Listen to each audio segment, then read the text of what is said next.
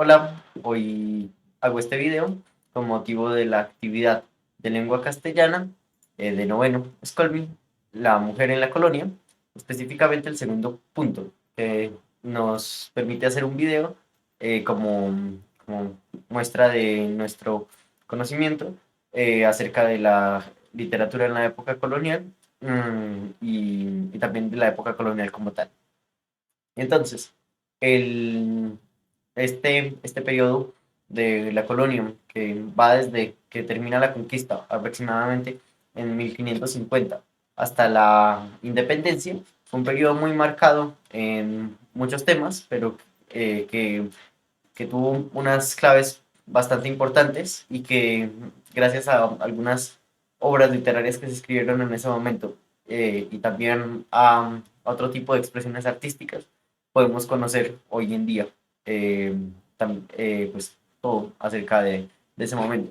Entonces, primero, para empezar, por las obras literarias y por la literatura en la época de la colonia, las obras que fueron escritas en esta época fueron hechas en su mayoría por monjes o por personas que trabajaban en las, que eran españoles, pues letrados y bien, que tenían un acceso a una buena educación. Entonces, personas españolas que, que hacían parte del gobierno de acá de América o de monjes que llegaron a América con la idea de evangelizar a todas las personas nativas de este continente.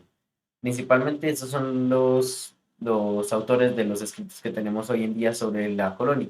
Sin embargo, también hay que mencionar que existen otros tipos de expresión, específicamente la música y el dibujo, la pintura y todo este tipo de expresiones artísticas que dejan también una huella desde el lado de los afrodescendientes, de las personas negras traídas por los europeos, por los españoles en nuestro caso, y de los indígenas. Entonces, básicamente ellos eran los autores de estos textos. También, antes de entrar un poco más en la vida cotidiana, quiero y creo que cabe mencionar que existía también una fuerte inquisición y una fuerte censura acerca de los textos que entraban acá a América. Por ello muchas obras no se publicaron en ese momento, por ello y también por la escasez de imprenta, sin embargo más por lo primero que por lo segundo.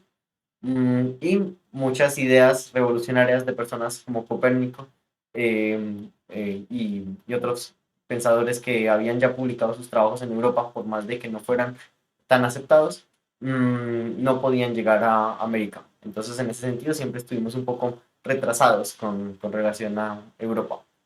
Mm, Ahora, ya entrando en lo que podemos aprender de estos textos y podemos evidenciar de ese momento, podemos ver que en la vida cotidiana había una muy grande, una exagerada división de clases, algo que ya mencioné antes en la tarea, pero que es bastante evidente como las personas que venían, que eran nacidas en España y venían a estas tierras tenían todo el poder y todo lo que ellos decían era lo que se tenía que hacer porque tenían el poder de las armas y la bendición de los reyes españoles. Y de ahí para abajo cada vez había una diferencia más grande y más desigualdad con relación a las siguientes clases. Entonces, los criollos que son hijos de españoles pero nacidos acá en América, ya tenían bastantes menos derechos y bastantes menos libertades que los españoles puros. Sin embargo, estos todavía tenían acceso a la educación y por ahí fue que se terminó dando todo el trabajo de independencia que sucedió ya a finales de 1700. Sin embargo, estos no podían acceder al poder, las personas criollas no tenían la potestad para reclamar ningún tipo de poder sobre esta tierra, por más de que fueran nacidos acá.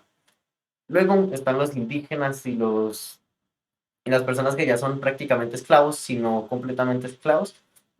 Son casi todos africanos o indígenas que fueron completamente dominados por los españoles y que tenían que hacer las tareas duras, como trabajar en la minería o en la agricultura. En general, todas las tareas las tenían que hacer y ya a nada, pues con ninguna remuneración o directamente como esclavos. Mm, Luego tenemos por último las mujeres, que son una clase que quiero hacer diferente debido a que tenían también una vida bastante complicada, por más de que no fueran como esclavos, sí tenían una visión bastante sesgada, ya que no tenían acceso a la educación, ni siquiera siendo de clase noble, y estaban obligadas o a casarse y depender completamente de su esposo o a convertirse en personas que hacían trabajos como esclavas sexuales.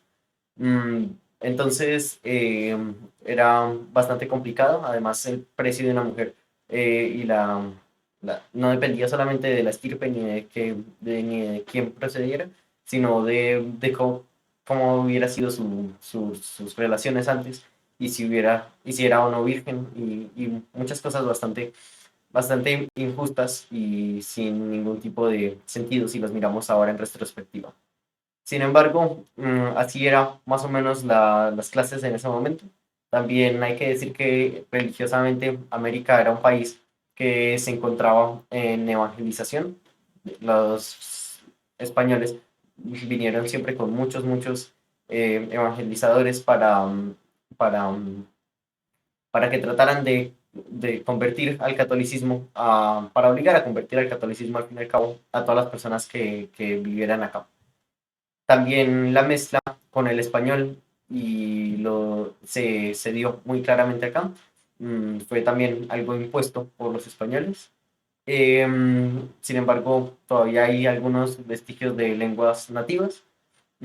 Y por último, quiero mencionar que también hay textos, no todos los españoles pues escribieron textos en los que se decía que estaban haciendo todo bien. También hubo textos como de personas como de las casas, que fue un cura, pero que llegó acá a evangelizar, pero se dio cuenta rápido de todas las terribles cosas que estaban sucediendo acá y las escribió.